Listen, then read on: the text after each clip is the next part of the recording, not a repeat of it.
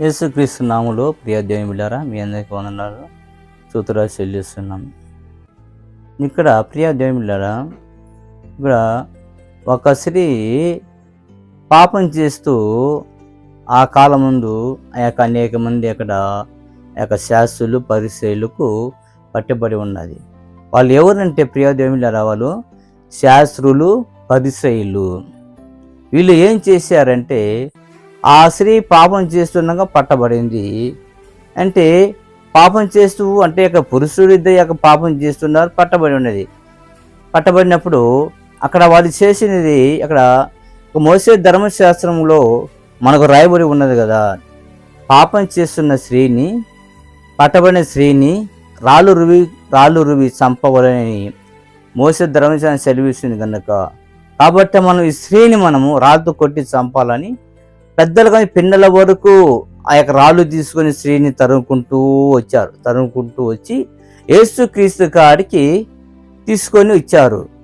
వాళ్ళు యేసుక్రీస్తు కాడికి వాళ్ళు ఎందుకు తీసుకొని వచ్చారంటే ప్రియ దేవుళ్ళు, ఇక్కడ ఈయన ఏమి సెలవిస్తాడు అంటే, వాళ్ళు కనుగొన్నది ఏంటంటే, ఏదో యేసుక్రీస్తు చెబుతాడు, ఆయన ఏమి చేయమంటే అది చేస్తాము అని వాళ్ళు అన్ని చేద్దామని అన్ని రాలేదు అడికి. వారిలో ఒకరైతే వాళ్ళ యొక్క తలంపు చెడుతో ఏమంటే, యేసుక్రీస్తు మీద ఏదో ఒక మనం తప్పు మోపాలి, ఏదో ఒక నేరం అయితే మోపాలి కనుక వాళ్ళని ఆ స్త్రీని యేసు ప్రభు గారికి తరుముకొని వచ్చారు. ప్రియ దేవుళ్ళారా, అక్కడికి వచ్చారు. ఇక్కడ బోధకుడా, ఈ స్త్రీ పాపం చేస్తూ పట్టబడి ఉన్నది. ఈమెను మన మోసే ధర్మశాస్త్ర ప్రకారంగా రాళ్ళు రువి చంపవలనని ఉంది కదా, మరియు ఏమి సెలవిస్తావు అని ఆయనను వాళ్ళు అడుగు మొదలుపెట్టారు. ఆయన నేల మీద రాసుకుంటూ ఉన్నాడు. ప్రియ దేవుని బిడ్డలారా, వాళ్ళు అక్కడికి వారి యొక్క హృదయాంతరంగం దేవుడు అని ఎరిగి ఉన్నాడు కాబట్టి, యేసుక్రీస్తు వారి యొక్క హృదయాంతరంగం ఎరిగి ఉన్నాడు. వారు ఎందుకు అడుగుచ్చారు అని తెలుసు. వీళ్ళు ఎందుకు ఆ స్త్రీని ఆయన ఎందుకు తోడుకొని ఇచ్చారు, ఎందుకు తరుముకొని ఇచ్చారు వారికి తెలుసు. వాళ్ళు ఆ యేసు ప్రభుని పట్టు వదలక అడుగుతున్నారు, బోధకుడా నువ్వు ఏమి సెలవిస్తావు అంటున్నారు.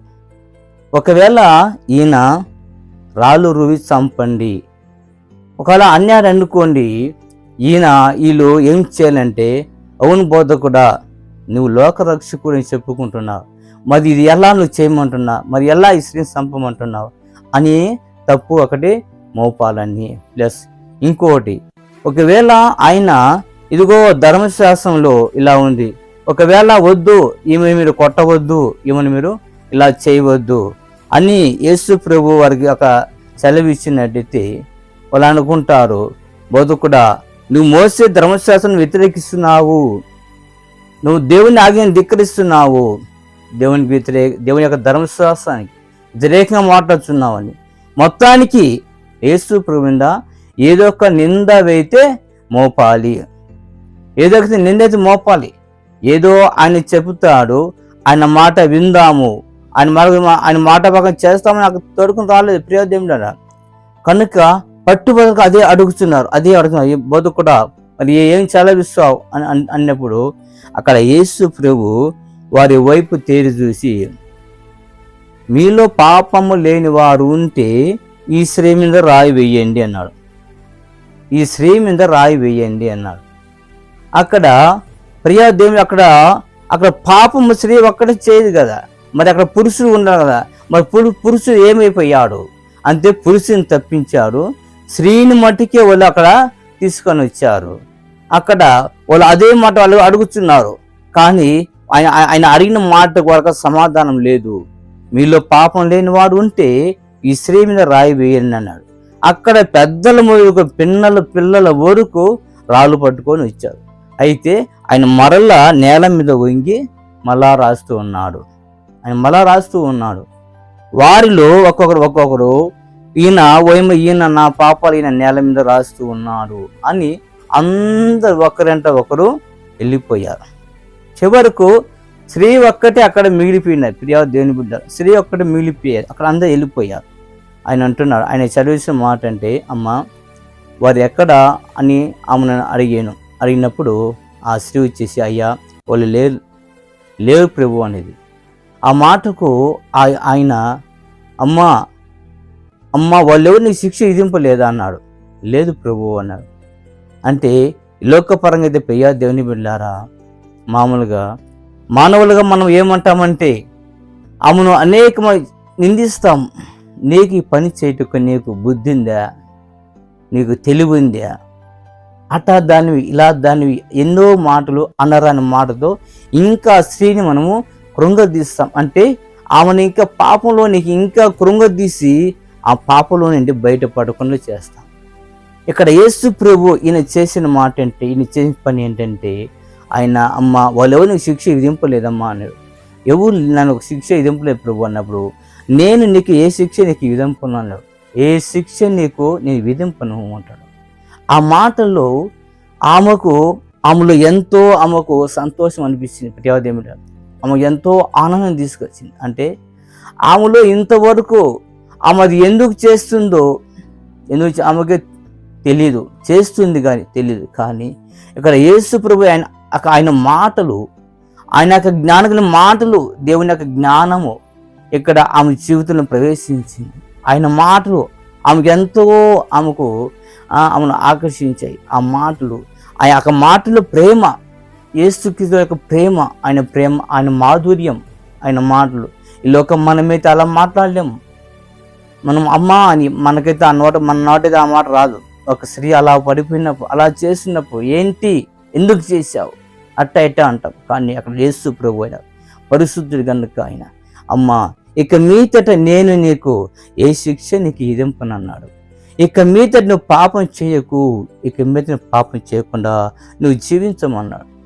ఆ క్షణం నుంచి ప్రియా దేవుని బిడ్డలారా, ఆ మగ్దలేని యొక్క మరియ అంటే మగ్దలేని మరియ, ఆ దినం నుంచి ఆమె యేసు క్రీస్తుగా ఆయనకు శిశురాలైపోయింది. ప్రియా దేవుని ఆమె జీవితం మారిపోయింది.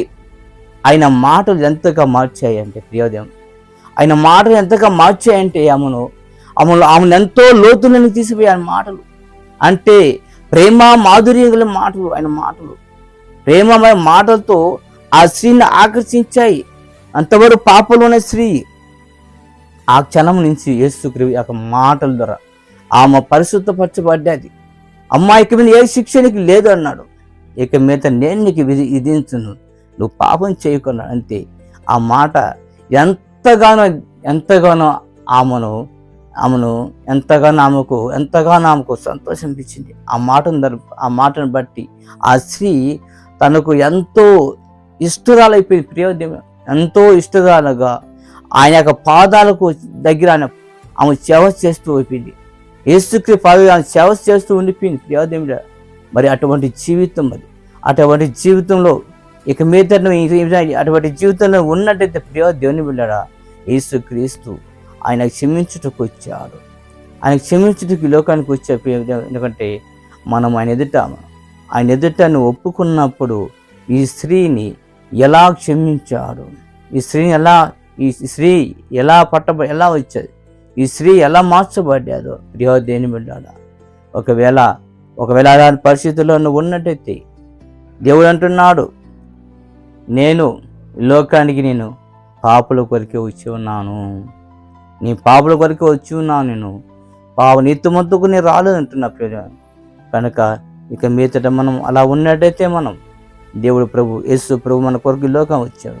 ఆయన మన పాపకు క్షమించుటకే వచ్చాడు. కనుక మన పాపాలు ఒప్పుకుందాం. యేసు క్రీస్తులో ఆయన యొక్క నీతిగా జీవిస్తాం. ఆ యొక్క నీతి మధ్యలో మనం తీరుస్తాం. కనుక మనం దేవుడి వాక్యం దీవించి ఆస్వాదించబడిన కాక